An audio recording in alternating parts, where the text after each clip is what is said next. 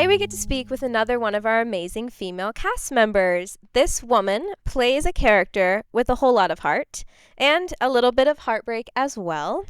She is a hopeless romantic on screen, but let's get to know the woman off the screen. It's Panta Mosleh, who plays Rebekah. Hi, Panta. Hi. Thanks for being here. Thanks for having us. We love having you guys here today. Yeah, we're so glad you chose to sit down with us for a little bit. I'm super excited to hear about you and get to know you a little bit more and hear about your journey to our show, which is The Promised Land.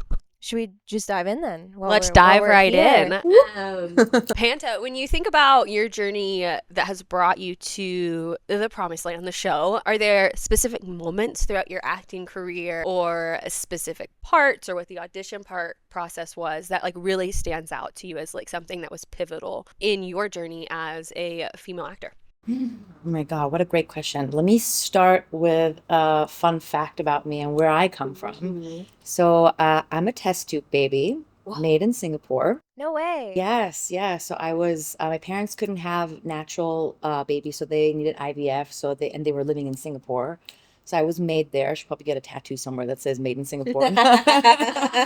I went to kindergarten in Singapore, elementary school in Iran. And so like in my life, I've lived in Iran, Singapore, Iran, Japan, US, Canada. Oh my gosh. Yes, international. And I think the first time I ever interacted with film was in elementary school in Iran. Wow. There was a TV show that was shooting there in my school, and then I had like a non-speaking role that they had asked me to do. Oh my gosh. And I think I was just smitten, or like, what is it called? Like you're stung with the film bug bee, whatever it's called. I'm sure there's an idiom. My English. I like smitten. It's adorable. Okay, great. Yeah. See, I speak English, but idioms I don't speak. It's my second language. But I think it was then that I was like, oh my God, this is really cool. I want to do this. How old were you? Did you say? I was, oh my God, probably 7.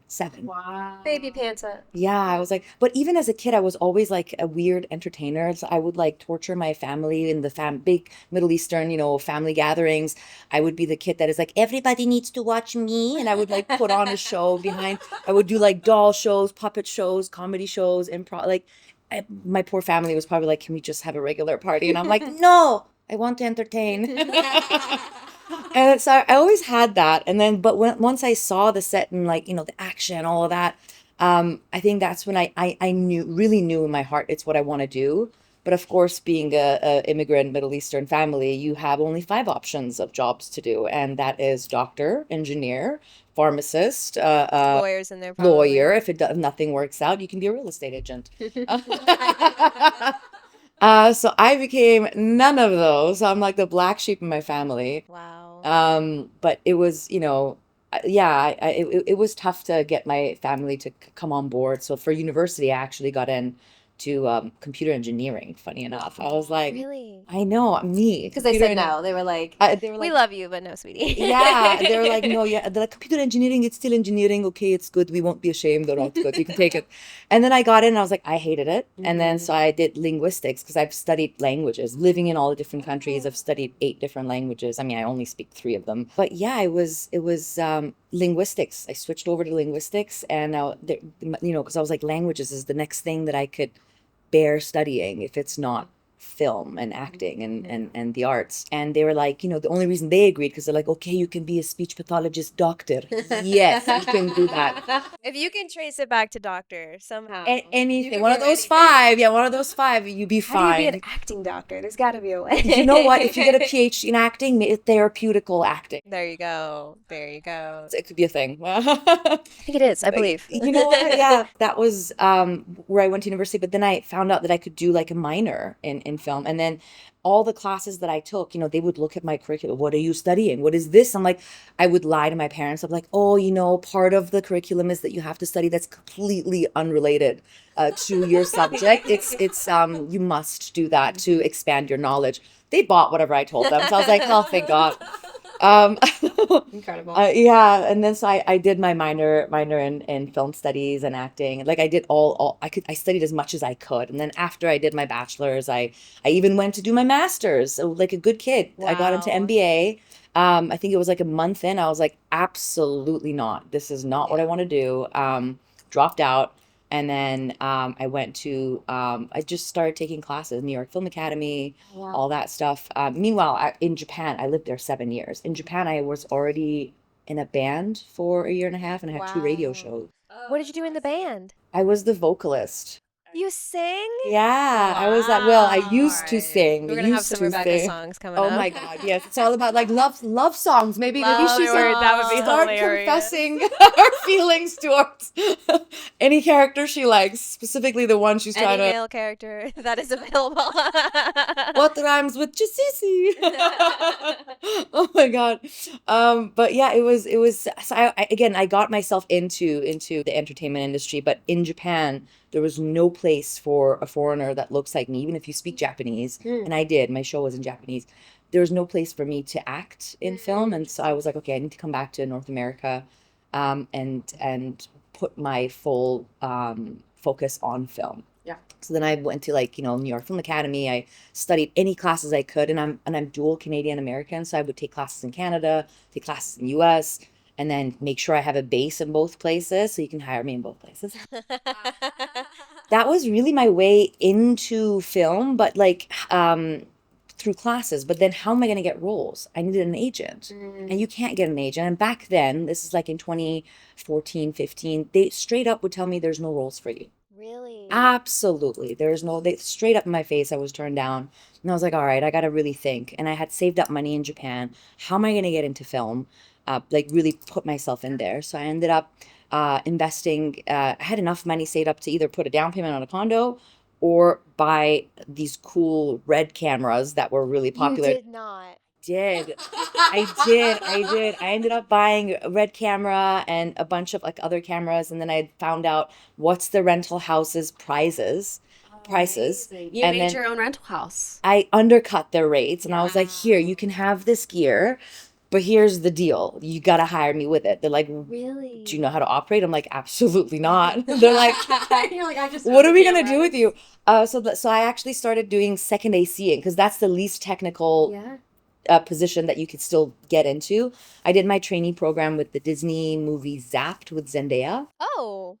Get out of town. It was so fun. Lunchtime basketball games with her was great. Super humble, super lovely person. Not surprised in the least that she's great at basketball. Yes. Yeah. Oh, yeah. Woman probably has some hops. Everything. What has she done that she's not great at? She dances, she sings, You know what? It's true. There's nothing I could imagine her being bad at. right? It's like her and Childish Gambino. I feel like they can They're good at do everything. I'm like, oh my God.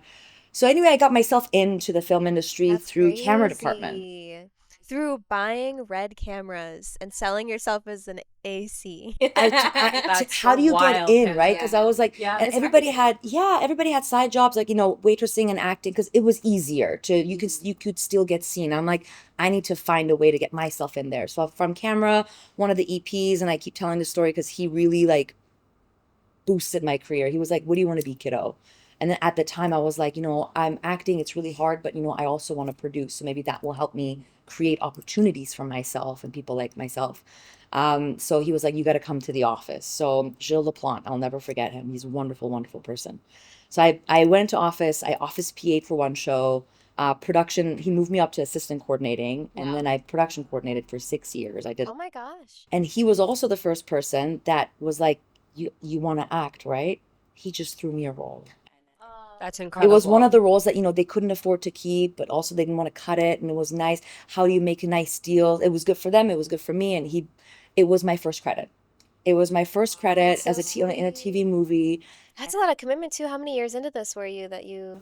This 1 year. Oh, it was one. Okay. I wasn't sure if it was the 6 year, long... No, pretty early on. okay. Pretty early on, I got that's nice. myself. Okay, yeah. okay. And then I was able to get an agent. I was able to kind of push through. My agent was like, oh, you did radio in Japan. Do a voiceover thing audition. I'm like, Very cool. no, I want to be on camera only. And she's like, just do a voiceover.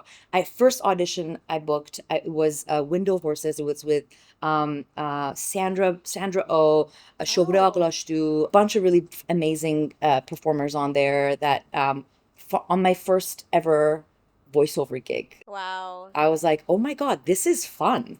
It's not about this. It's about the talent of performing and your voice. And so I got into that as well. And so it kind of just went up from there.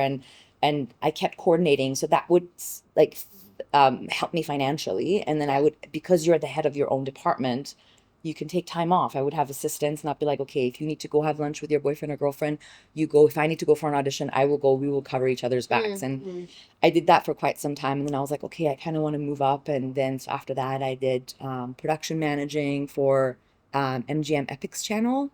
And I still, it was a docu-series. I was working on documentaries. And then after that, I did indie producing. And then I was like, okay, let me take a step back and go back to making money and create my own content. Because I wanted to still focus on getting into the acting. I did so many positions. Oh my You'd God. think you were like 60 years old with the like career that you were laying out for me right now. No, it's just like, it's in a span done of so 10 many years. It's just in 10 years. I did Yeah. post-production coordinating. And then I think that's when I was like, okay, I also want to like, get into directing because it's still creative. So then that also helped. All of these jobs help create a community for me to be like, oh, Panta knows how to act. Let's give her an opportunity. Let's casting directors get to know you more. And then 2016, 17 onwards, I think the whole BIPOC movement started and opportunities came. But still, it was it was a journey. It was a journey. And then I always wanted to have a role that would bring me back to something that's culturally closer to me, but also it's not the terrorist role. It's something fun, something meaningful. And that was when this audition happened. I can easily, this is my first ever recurring role. So this is again another huge milestone in my career. Wow. And so it was an audition that I did, and I was like, this is really cool. I don't know if I'm gonna get it. You never know. I did it. I said it. You said it. You forget it. And then there's a callback, and I was like, oh my gosh. And then so it was. I think it was. What was it? A 40-minute, 45-minute call, something like 45-minute callback. Probably And around there, yeah. oh my God, Mitch is amazing. And he's just playing with you. So it didn't feel like an audition. It felt like, try this, let's play with this, let's do that. And then he's like giving you feedback by even like laughing if he thinks it's funny. And that would feed my energy. And then I would like, do more. And it was just, he knows how to create such a safe space for us to play it. And as an actor, the biggest thing you want to do is have that space to play. He knows where to give you space. He knows where to, if we're running out, he knows how to push and pull and make things happen. And he does it. When I came to set, I noticed he does it to everyone. He won't treat the number one differently from the number 12. He treats every single person in a way that we feel seen. That's the best way to say it. And that's such a long-winded way of saying that was my journey to this promised land. And it's been, it's been the biggest career step of my life. And I genuinely mean it. It's been, I don't think I knew it took 10 years to how get long here. your journey was. I mean, I knew that you directed, and I knew that you had like industry knowledge, but that's insane, the journey you took and like the commitment that you had to being like, I'll be an AC. Like, I'll buy a camera. I'll get into these things that are not like my thing. I think it's hard in film. We're so siloed of like, these people are tinkerers and they work in camera, and these people are the office people and they're organized, and it's like the fact that you were willing to just jump in anywhere because your dream was to be in it. And I think that's really inspiring to take. Well, I think in our industry, I've heard it said a couple times by a few different people, right? It takes 10 years to become like an overnight success. Like overnight success actually doesn't exist. It's a compilation of the years, sometimes decades worth of work that you put before that. But I think also props to you for being like, I want to be an actor. That's my goal, but that's not the only thing that I'm going to do. I think we meet so many people who are young in this space who are like, I want to be a director, or I want to be an actor, or I want to be a producer. And that's the only thing they're willing to chase. And we have to say over and over and over again, there's only so many actors per project. There's only one director per project. Like, just find somewhere else that you can fit and be there and be the best that you can be in that spot. Because networking too is so important in this space. Like, who you know and the timing of when you know people is so, so, so important. Richie and myself, and I know you guys have had people in our lives who have been at places of leadership who have taken that moment to say, I see you and I know you want to do something different than what you're doing. So help me elevate you to that. And it may not be all the glitz and the glam that you think it should be or it's going to be, but I'm going to help you get your foot in the door. And so it's incredible that you've had those people along your way to help open those doors for you and to help you get into different roles in this industry, even though if it wasn't, we're going to put you number one on this huge movie, right? Not yet. This little role that we can't afford to keep, but we need it. And so, but it's those little milestones that, like, when you can look back on 10 years from now, you can go, wow, never did I ever way back then think I would be where I'm at now. And I think that's really special. And that's a really cool part of your story. And I really think it accumulates, and you have to be able to sustain yourself financially. And I found like, okay, I am going to need another job outside of acting to be able to sustain myself. But for me, my decision was, how do I keep it within the umbrella of film? And how do I keep building that network? Because it really is a business of who you know. It's who you know, timing, everything that you just said, and also being able to sustain yourself to be able to follow that dream. And so I think I was just lucky, and I absolutely did volunteer work, and I'm still willing to do volunteer work, because you never know that I believe also treating everybody the same is the best way, because you not just be a nice human and treat everybody nicely. One, two, that PA can hire you tomorrow as his lead or as his director or as his whatever position is your dream to be. So just be mindful and be nice to everybody. And without that PA, the show wouldn't happen.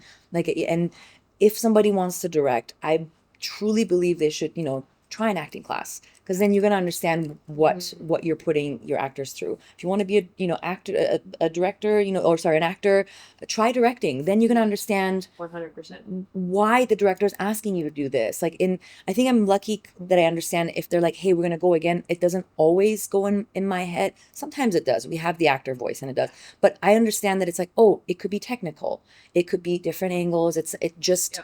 Do the same thing, and if they don't give you any notes, it means I guess it was fine, moving on. And if you feel doubt, just go communicate with your director. Was it okay? Yeah. You talked earlier about like networking and the right people in your place. Thinking back to your journey, our show is called Women's Hour, so we're going to keep it women's focused.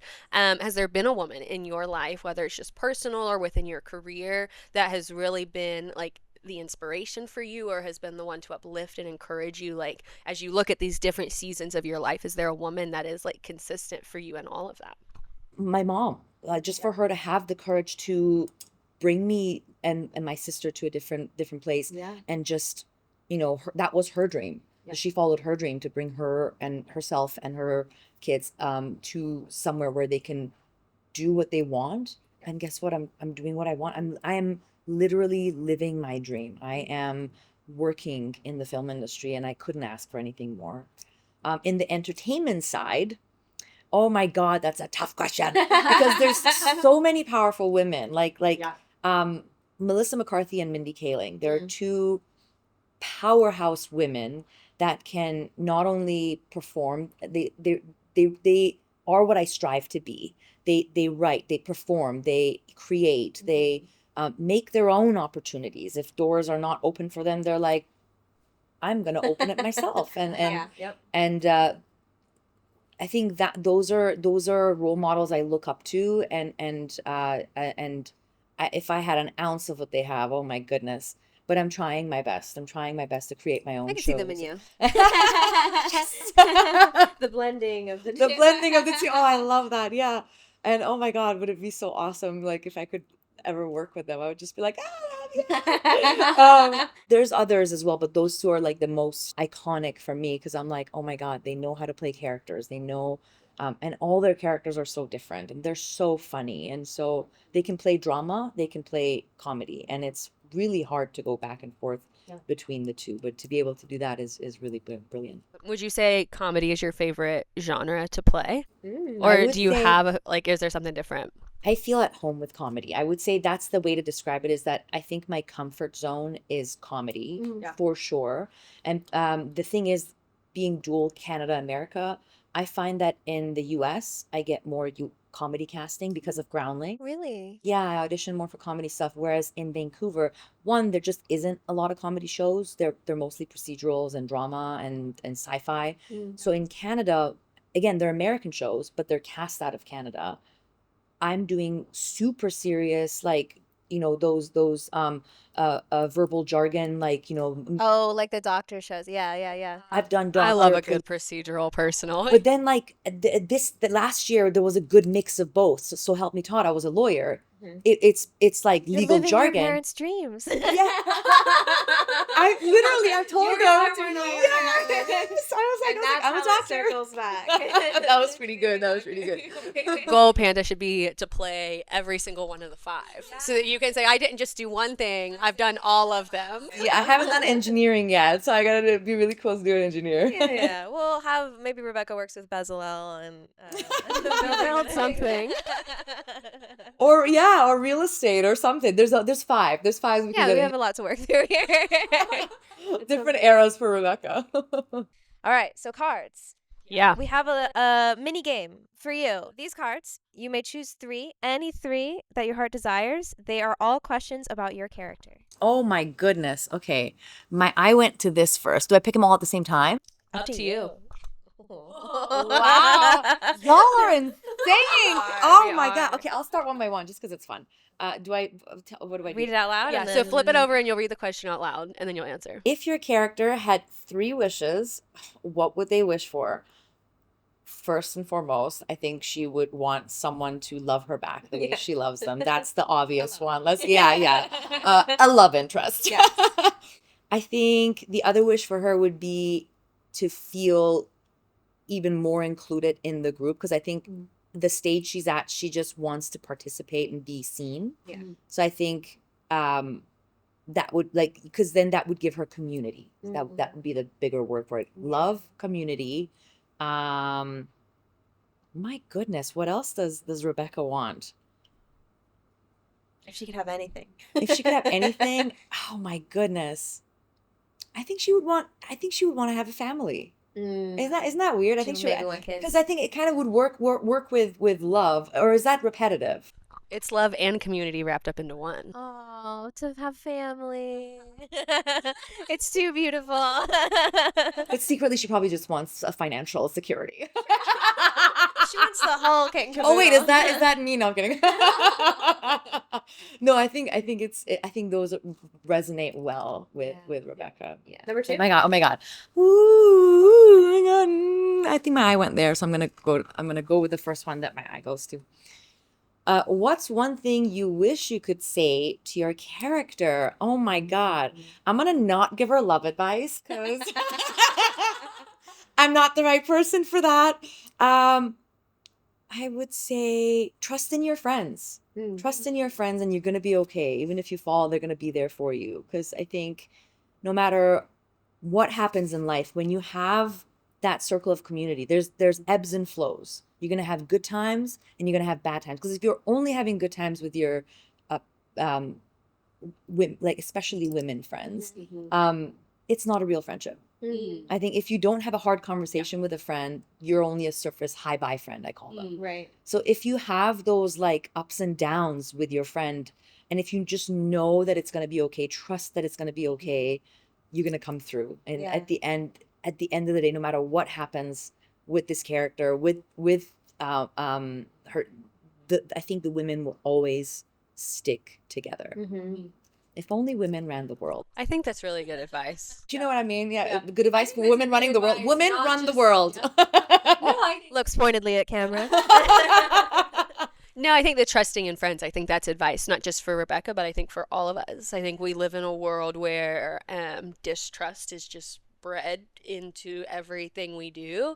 And something I love to say is like, always assume the best in people. Like, even when you're hurt, even when someone's done something against you, like trust in them, but believe in the best in them. Like, believe that your friends want the best Sometimes, for you. yeah, exactly. Even in the pain. And I think that's really hard. And so I think that's great advice, not just for Rebekah, but for women in general. I think we need to remember that sometimes a little bit more.